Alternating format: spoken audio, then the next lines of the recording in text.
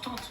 Et on parle pas là de Syriens qui fuient les bombardements du régime syrien soutenu par Vladimir Poutine. On parle d'Européens qui partent à leur voiture, qui ressemblent à nos voitures, qui prennent la route et qui essayent juste de sauver leur vie, quoi. Hey, qu'est-ce que tu fais là? Moi je croyais que tu révisais pour ton école de journalisme. Ah oui, tout à fait. En ce moment, en fait, là, je suis en train de travailler sur le traitement de l'actualité par un pro. Ah, t'es pas en train de glander sur YouTube? Ah non, non, pas du tout. D'ailleurs, en fait, bientôt, je vais attaquer Mein Kampf. Actuellement, c'est un prérequis pour l'école de journalisme.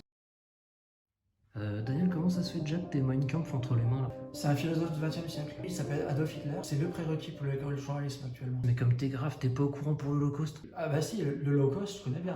C'est quand tu veux voyager à l'étranger pas cher. Oh putain! Bah, qu'est-ce que j'ai fait de mal? Eh écoute, j'ai une super idée. On pourrait envoyer nos SDF en Ukraine.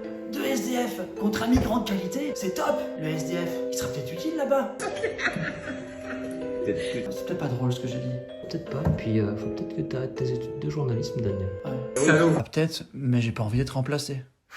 Finalement, je vais arrêter les études de journalisme. À la place, je me lance dans l'humanitaire. Je me sens profondément touché par ce drame.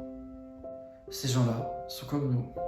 Alors, on parle pas de Syriens là qui fuient le bombardement.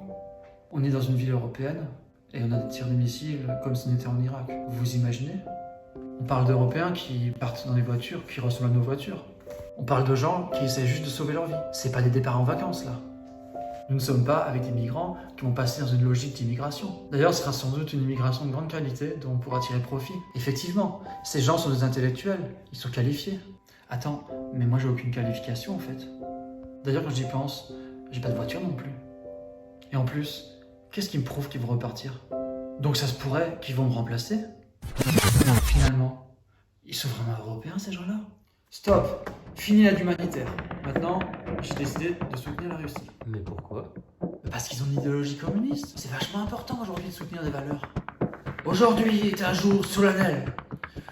Nous combattons pour notre droit de vivre, d'exister. Et si nous remportons la victoire, le 4 juillet ne sera plus connu comme la fête nationale américaine, mais comme le jour où le monde a déclaré d'une seule voix: nous n'entrerons pas dans la nuit sans combattre. Nous ne voulons pas disparaître sans nous battre. Daniel, pour information, c'est le discours d'Independence Day que tu viens de me ressortir. Bah ouais, en fait, c'est ce documentaire que j'avais regardé. Oh, laisse tomber quoi. Dernier point, juste pour voir. Est-ce que t'es au courant que le bloc soviétique s'est effondré depuis plus de 30 ans? Quoi? Sérieux?